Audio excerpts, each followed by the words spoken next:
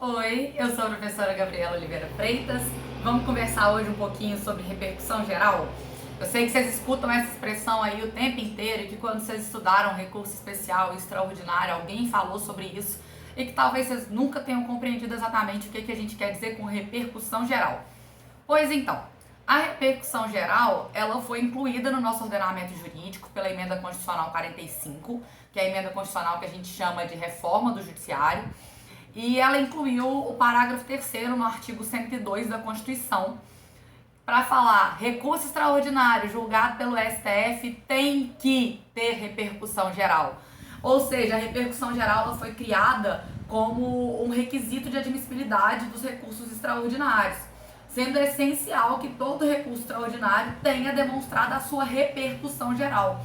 E o que é essa repercussão geral, para além da ideia de um requisito de admissibilidade, né? Essa repercussão geral, ela é uma demonstração de que o que está sendo discutido naquele recurso extraordinário, que a matéria constitucional, porque recurso extraordinário só discute matéria constitucional, discutida naquele recurso, ultrapassa os meus interesses subjetivos, os meus interesses pessoais, vai atingir mais do que a minha própria subjetividade, né? Eu tenho existem interesses maiores no julgamento daquela questão do que os meus próprios interesses como parte. Ou seja, eu tenho uma repercussão econômica, social, política ou jurídica. Isso é o que está previsto lá no artigo 1035 do Código de Processo Civil. Isso significa que toda vez que o STF julga um recurso extraordinário, que ele julga o mérito, ele já reconheceu antes a existência de repercussão geral. Então, ele só julga questões que vão atingir essa maior repercussão, que vai além dos próprios interesses da parte. Sejam esses interesses jurídicos, econômicos, políticos ou sociais. E, por isso, todo julgamento de recurso extraordinário, antes ele passa por uma análise pelo próprio STF da existência ou não dessa repercussão geral.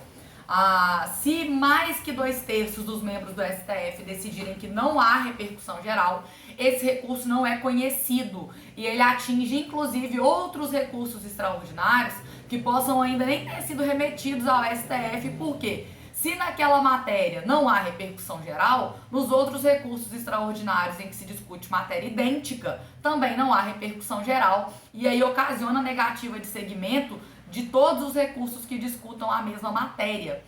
E inclusive interfere até nos casos futuros.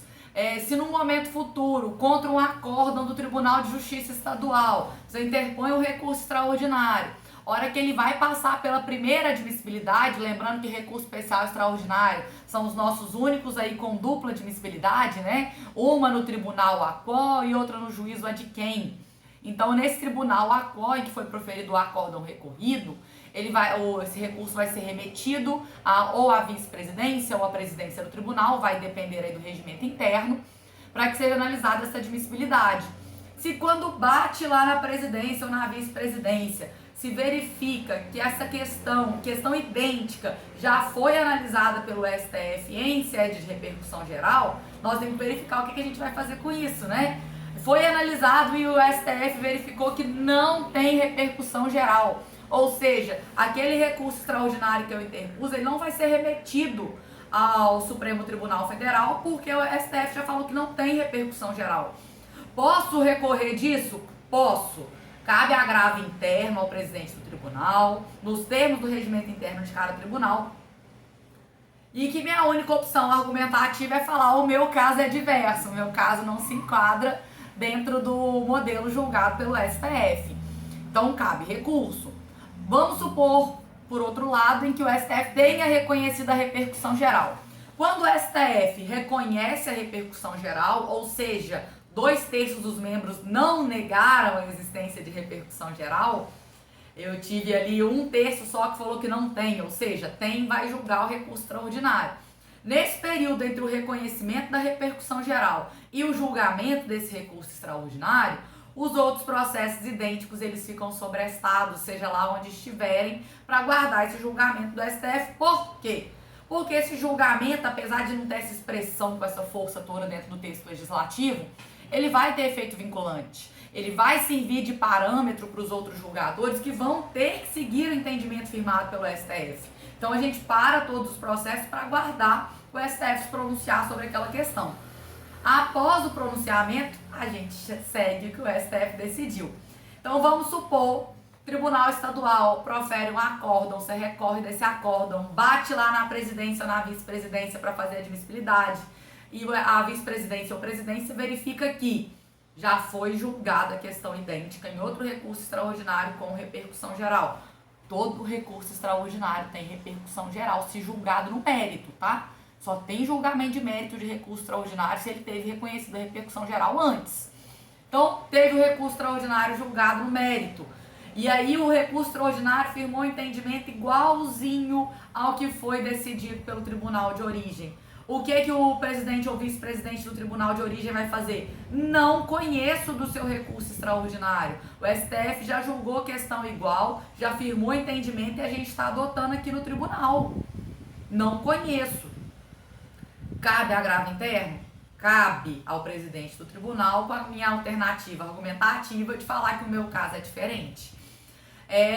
Se, por outro lado, o tribunal julgou de forma diversa daquela firmada lá pelo STF em recurso extraordinário, qual que é a minha saída ali, na hora que chegar na vice-presidência ou na presidência do tribunal para fazer a admissibilidade, o meu recurso extraordinário que está falando, olha só, o Tribunal de Justiça não seguindo o entendimento do STF, a vice-presidência ou presidência vão voltar com esse processo para o relator do acórdão recorrido para falar, retrata aí para nós, porque você não está seguindo o STF. E tem que seguir, não tem opção. Então a repercussão geral é o jeito do STF uniformizar a jurisprudência, do STF firmar entendimentos que vão ter que ser seguidos por todos os tribunais, sem opção. Quando a gente não segue, a gente recebe lá a notificação para se retratar. Então não tem muita opção de não seguir. Então a repercussão geral, ela deixa de ser só um requisito de admissibilidade, é um requisito de admissibilidade, fato. Sem repercussão geral, o meu recurso extraordinário não é conhecido.